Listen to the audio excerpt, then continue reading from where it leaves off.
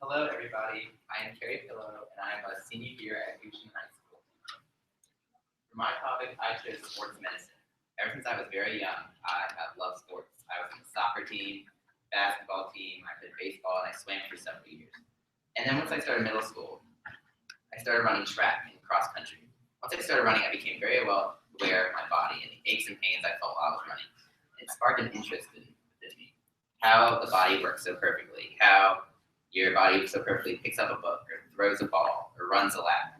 And so I chose sports medicine because it combines my interest in health medicines along with my passions for sports. For my internship, my mentor was Melissa Black. She works here at the high school as the athletic trainer.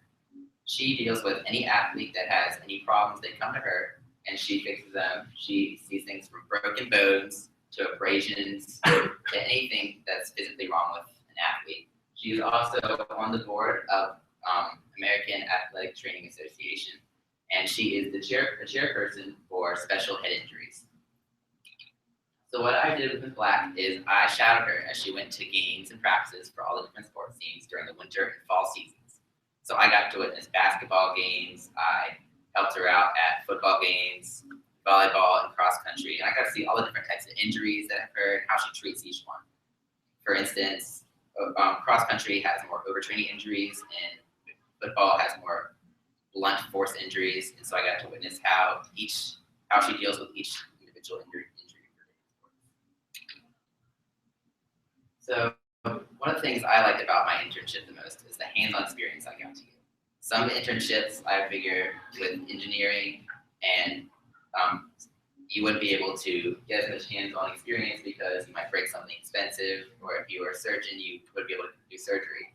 But sports medicine is simpler when it's on the high school level. I could, with guidance from Ms. Black, I could tape athletes, as you can see right here, or I could perform tests. I could perform several concussion tests. I did special injury tests, and I led in some rehabilitation tests for injured athletes. And I got to help out from a wide variety of injuries like sprains and strains, and I helped rehabilitate someone for a fracture. I also learned a bunch of other skills that I can use if I choose to pursue the medical field, like how to test for bone fractures and how to check for strains and sprains in the patient. So besides the technical knowledge I learned from Ms. Black, I also learned a bunch about the athletic training job field. There's her right there on the piano shot I took of the athletic training room. And I learned all about how her job works. She gets to go outside a lot, she gets to dress casually, and so it's a very laid back job, even though it's very important.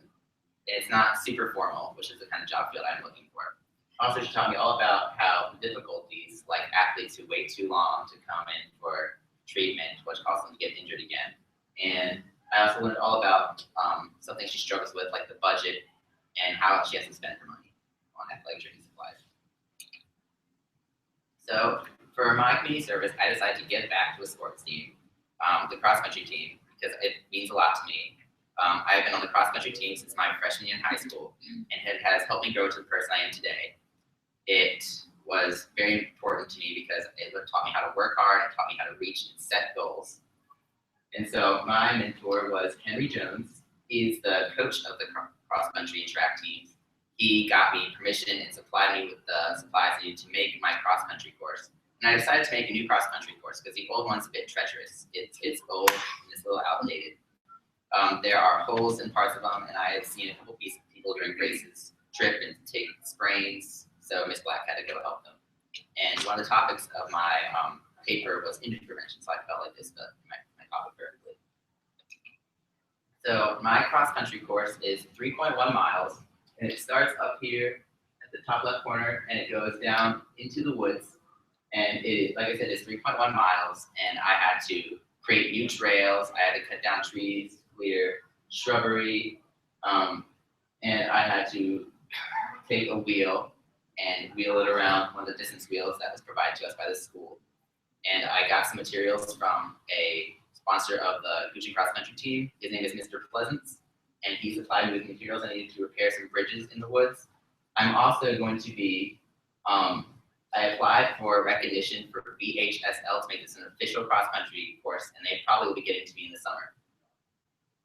I did run into some setbacks. I came back from the snow, and I found that about 4 or 5 large trees had fallen across the trails that I made, and so I had to take an extra 5 or 6 hours to clear them. They're big trails, and since I did not have staff supervision, I cannot bring any mechanical tools into the high school course, so I had to use manual labor to cut them down, but I did eventually get them set. I'm also helping out with the 5K course that is being used for the Color Me Katie 5K. Some of my fellow classmates are putting it on, and I'm making the trail. There's also another 5K course, and the proceeds will be going to the Gucci Leaders Club and to the Leukemia and Lymphoma Society. And so this course is a lot easier that I've been working on. I didn't necessarily make the exact course, but I have been using it and maintaining it, managing it to make sure it is a success when it comes to race day, because there are lots of holes in this one. But this one has been much easier because there are less forests. It's mostly on roads and fields. And so I've been spent quite a few hours maintaining that. And I have been measuring myself on the watches I've been going just to see how many total miles I've traveled while doing it. And I originally thought it was 31 miles, but I've actually traveled 42 miles running up and down the cross-country courses, measuring things. And so I worked very hard on that. So my research question was, what injuries are most common in high school athletes and how to prevent them? And I found that the best way to prevent high school injuries was to educate your athletes, which I thought was bizarre because I thought it would be some type of cool training technique or some new technology that we didn't know about. But it showed that high schools that had employed a mandatory sports seminar pre-season actually had 31% less injuries in schools that did not. And that statistic is from the CDC. And some sports medicine journals also had similar results. And so I concluded that education would teach athletes how to train properly and how to prevent overuse injuries. So in this fall, I'll be attending College of William & Mary, and this senior project has helped me confirm that I want to do something in the field of sports medicine or athletic training. So I will probably be majoring in kinesiology, which is the study of the movement of the body. And I plan to, after graduating there, to attend medical school. And for y'all juniors who will be doing this next year, I would like to recommend that you plan extra time in your schedule for it. Like I said, I had the setback with the snow, and then all the trees fell in my way, so I put quite a few more hours than I had expected.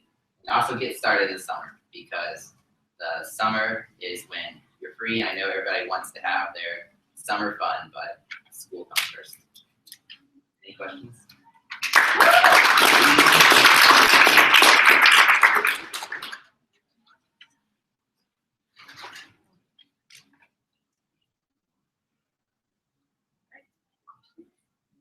Gary, you mentioned for making the course, there'll be competitions there with other schools coming and stuff. Yes. What is the specific standard that it has to meet in order to? It has to be between 2.8 and 3.2 miles, and it has to be approved by BHSL. So they have not gotten to me back on the approval yet, but I'm expecting it to in the summer. I'm not sure if they have to come out and I have to show them the course, or if they just give me approval online. Okay. Do you know what their criteria are here, as far as like what they're looking for? They sometimes rank them by difficulty and safety rankings, but it just has to be between the 2 distances, and it has to be non-treacherous, because they have shut down several